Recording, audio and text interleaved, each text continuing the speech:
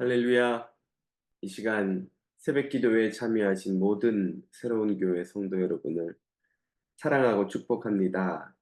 우리 주님의 놀라운 위로가 이 새벽에 여러분의 심령에 함께 하시기를 축복합니다. 다 같이 우리 주님께서 가르쳐 주신 기도를 드리겠습니다. 하늘에 계신 우리 아버지, 아버지의 이름을 거룩하게 하시며 아버지의 나라가 오게 하시며 아버지의 뜻이 하늘에서와 같이 땅에서도 이루어지게 하소서.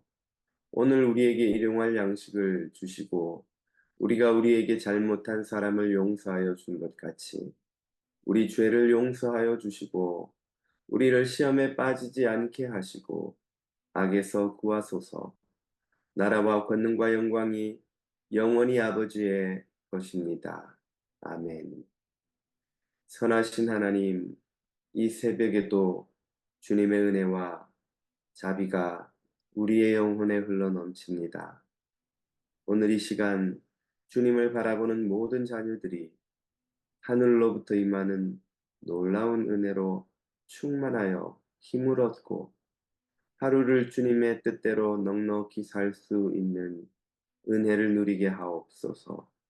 예수님 이름으로 기도드립니다. 아멘. 오늘 우리에게 주시는 하나님의 말씀은 사도행전 5장 12절에서 26절까지입니다. 사도들의 손을 통하여 민간의 표적과 기사가 많이 일어나매 믿는 사람이 다 마음을 같이하여 솔로몬 행각에 모이고 그 나머지는 감히 그들과 상종하는 사람이 없으나 백성이 칭송하더라. 믿고 주께로 나아오는 자가 더 많으니 남녀의 큰 무리더라.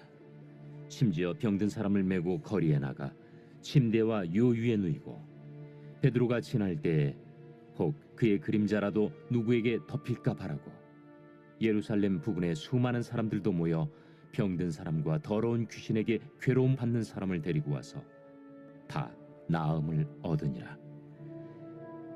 대제사장과 그와 함께 있는 사람 즉 사두개인의 당파가 다 마음에 시기가 가득하여 일어나서 사도들을 잡아다가 옥에 가두었더니 주의 사자가 밤에 옥문을 열고 끌어내어 이르되 가서 성전에 서서 이 생명의 말씀을 다 백성에게 말하라.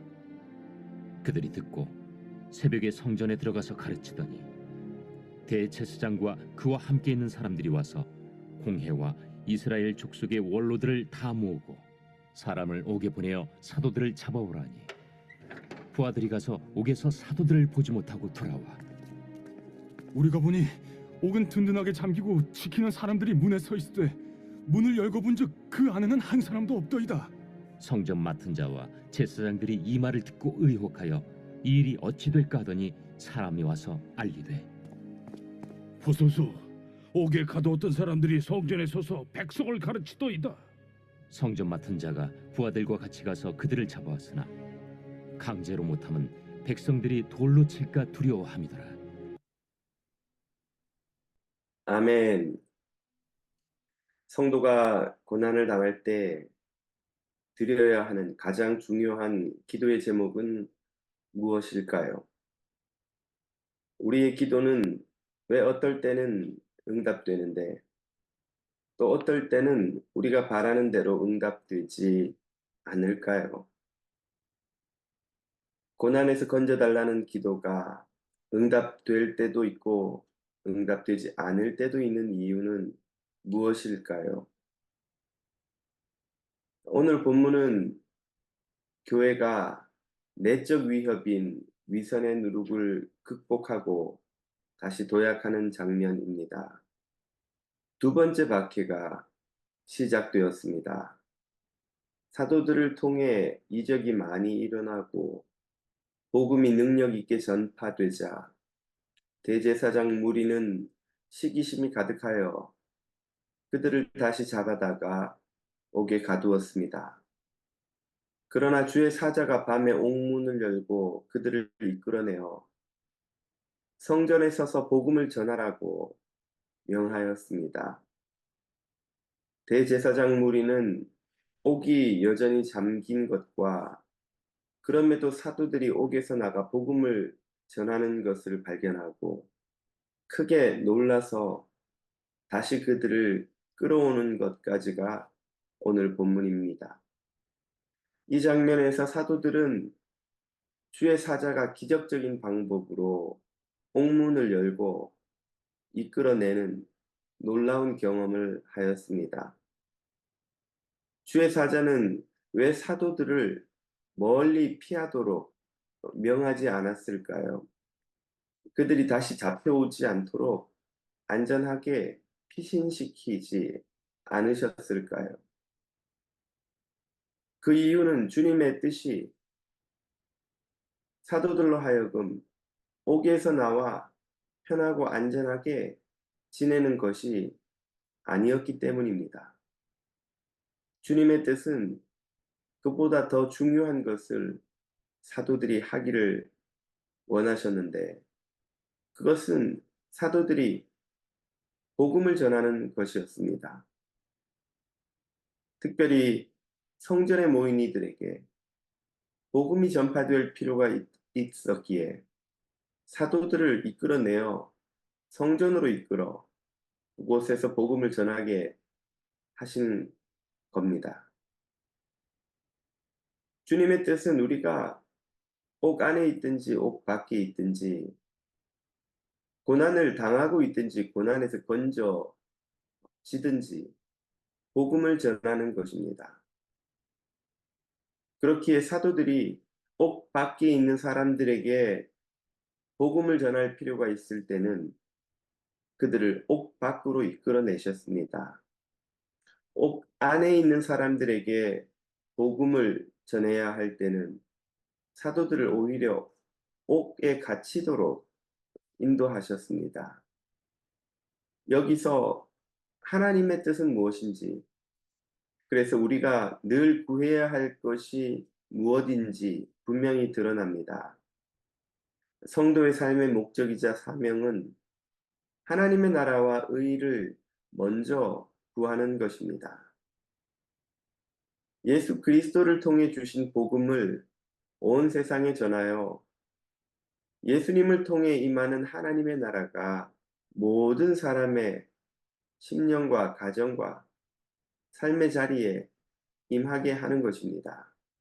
이것이 우리가 안전한 것보다, 이것이 우리가 편안하고 고생치 않는 것보다 더 중요합니다.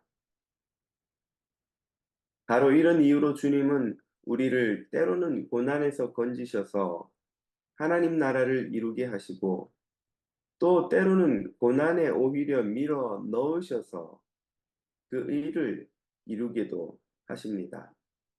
그러므로 우리의 기도는 안전과 편안함보다 고난을 속히 벗어나는 것보다 더욱더 하나님 나라와 의를 구하는 것이 옳습니다.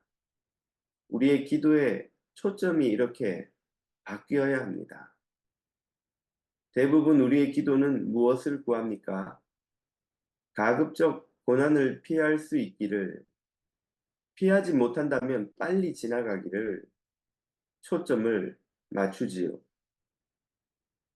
그러나 이보다 더 중요한 기도가 있습니다. 그것은 우리가 고난에 있든 고난에서 벗어나든 시험에 들지 않고 악에 빠지지 않고 하나님의 영광과 그 나라와 의를 이루기를 구하는 것입니다. 이것이 바른 성도의 기도입니다. 예수님의 겟세마네 동산의 기도가 바로 이런 예입니다. 그리고 우리의 기도가 이렇게 바뀌면 주님과의 관계도 달라집니다. 주님과 더 깊은 관계에 들어갑니다. 주님을 더 깊이 알 수 있습니다.